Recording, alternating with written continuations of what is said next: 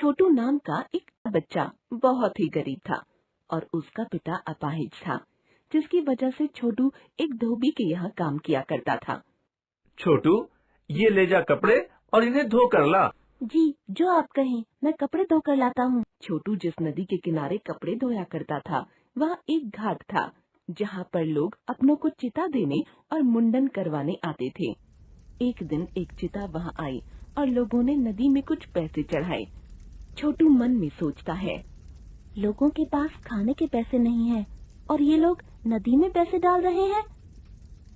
इतना कहकर छोटू उनके जाने के पश्चात नदी से पैसे उठा लेता है और उन्हें जमा करता है।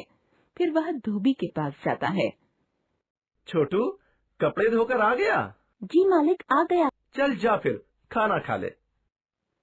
छोटू खाना खाने के लिए जाता है। छोटू की रोज की यही दिनचर्या थी। वह रोज सुबह उठता, धोबी के कपड़े लेकर घाट पर जाता, कपड़े धोता और नदी से पैसे निकालकर वापस आ जाता। एक दिन छोटू घाट पर कपड़े धो रहा था, तब वह नदी से पैसे निकाल रहा होता है। तभी एक आदमी आकर उससे पूछता है। वह आदमी एक स्कूल का अध्यापक होता है। बेटा, मैं तुम्हें रोज देखता हूँ। लोग यहाँ अपने चिता की आत्मा की शांति के लिए पैसे डालते हैं और तुम उन पैसों को उठा लेते हो। ये तो पाप है। हमारे शहर में लोगों के पास खाने के लिए पैसा नहीं है और ये लोग उन लोगों के ऊपर पैसा दे रहे हैं जो लोग अब इस दुनिया में रहे ही नहीं। ये भी तो एक पाप है। अध्यापक छोटू की बात सुनकर मुस्कुराते हैं और उससे कहते हैं, क्या तुम मुझे अपने मालिक के पास ले चलोगे? जी बिल्कुल।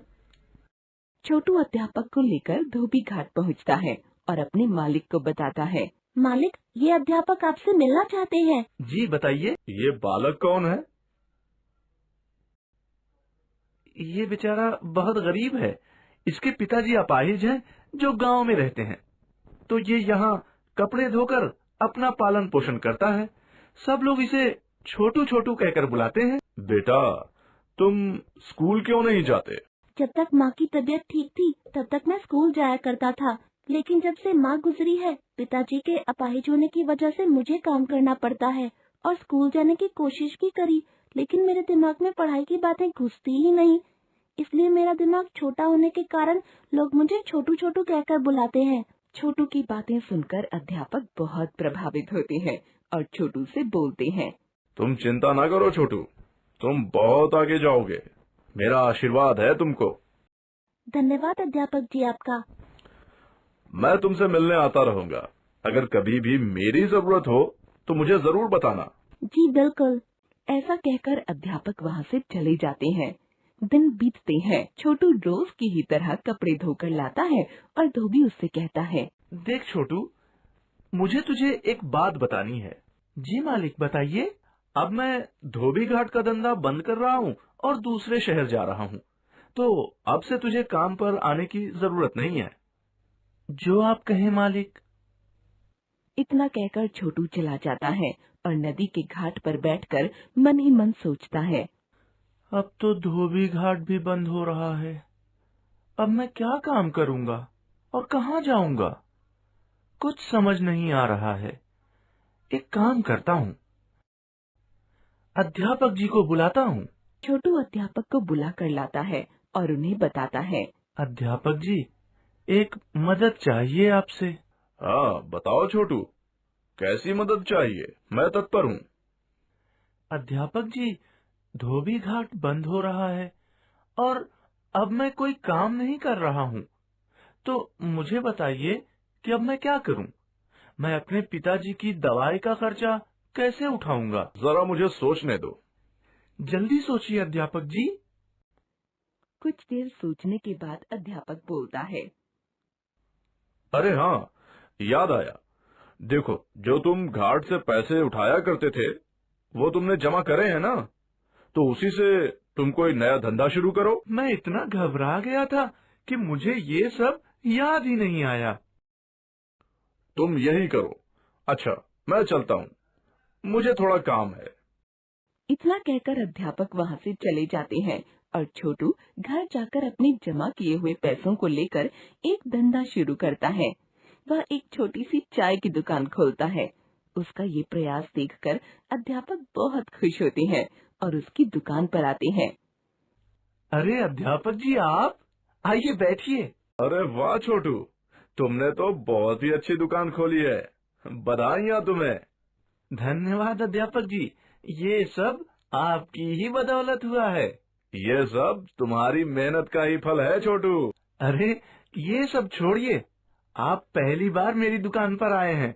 मैं आपको एक मस्त चाय और समोसा खिलाता हूँ। छोटू अपनी दुकान के कर्मचारी को आवाज लगाता है और बोलता है, अरे सुनो, मास्टर जी के लिए एक मस्त चाय बनाओ और उनके लिए एक समोसा भी ले आओ। अध्यापक चाय और समोसा खाता है। वक्त ऐसे ही निकलता जाता है। छोटू की मेहनत से कुछ ही सालों में छोटू पैसा जमा कर एक चाय का कैफे खोल लेता है। अब छोटू नदी से पैसे निकालने वाला छोटू नहीं रहा, अब वह छोटू सेठ बन गया था। छोटू गांव से अपने पिताजी को बुलवाता है और उनकी खूब सेवा करता है। बेटा, तुमने बहुत तरक्की कर ली है। अब तुम बहुत बड़े आदमी हो गए हो। अब मेरी सिर्फ एक ही इच्छा है। जी पिताजी, बताइए कैसी इच्छा? मैं चाहता हूँ कि अब तुम शादी कर लो। मैं बूढ़ा हो गया हूँ और तुम्हारे सर पर बंधा हुआ सेहरा देखना चाहता हूँ। जो आज्ञा पिताजी। छोटू अपने पिताजी की आज्ञा का पालन करता है और शहर की एक रईस लड़की से शादी करता है। यह सब देख उसके पिताजी बहुत ही ज्यादा खुश होते हैं। बेटा, ये दिन देखने के लिए तो मैं वर्षों से जिंदा हूँ। समय ऐसे ही बीत जाता है और एक साल बाद छोटू को एक लड़का होता है, जिसे देख उसके पिताजी बहुत खुश होते हैं। तुमने तो अब मेरी सारी इच्छाएं पूरी कर दी। अब मैं चैन से मर सकूंगा। अरे पिताजी, ऐसी बात नहीं करते।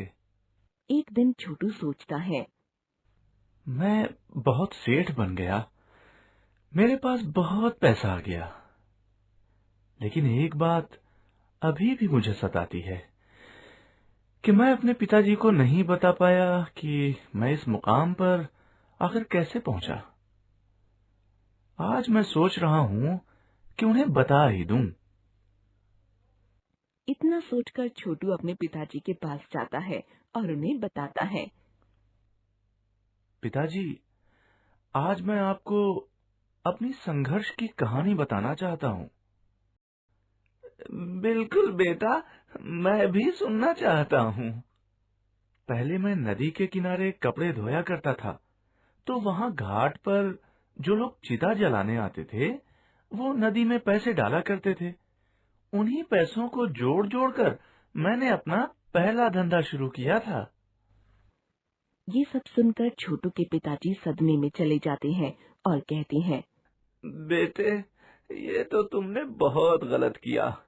तुम्हें पाप लगेगा और तुमने ऐसे पैसों से मेरी जो सेवा करी है, उससे अच्छा तो मैं मर ही जाता। इतना कहकर छोटू के पिताजी नाराज हो जाते हैं और बहुत दिनों तक खाना नहीं खाते हैं। तब आखिर में छोटू को अध्यापक को बुलाना पड़ता है और अध्यापक छोटू के पिताजी को समझाते हैं।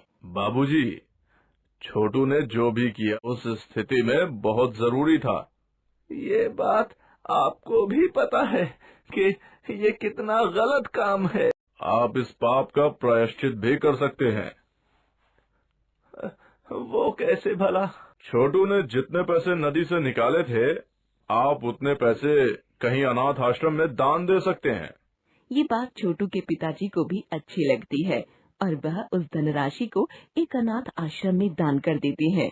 इसके पश्चात कुछ दिनों बाद छोटू के पिताजी भी मर जाते हैं। अंत में जब छोटू के पिताजी की चिता घाट में ले जाते हैं, तो छोटू नदी में पैसे फेंक देता है। तब अध्यापक उससे बोलता है, बेटा, तुमने तो बोला था कि ये गलत बात है, तो तुम अब क्यों इसमें पैसे डाल रहे हो? क्या आप लोगों के पास खाने के पैसे आ गए हैं? ये सुनकर छोटू मुस्कुराकर जवाब देता है, मास्टर जी, मैंने पैसे इसलिए फेंके ताकि जिस प्रकार मैं छोटू से छोटू सेठ बना, ऐसे ही कोई और भी मेरी जगह अपनी किस्मत बदल सकता है। हेलो दोस्तों, नई नई कहानियाँ देखने के लिए हमारे चैनल को सब्सक्राइब जरूर करें। हमारी इस कहानी को लाइक करें और अपने दोस्तों के साथ शेयर जरूर करें।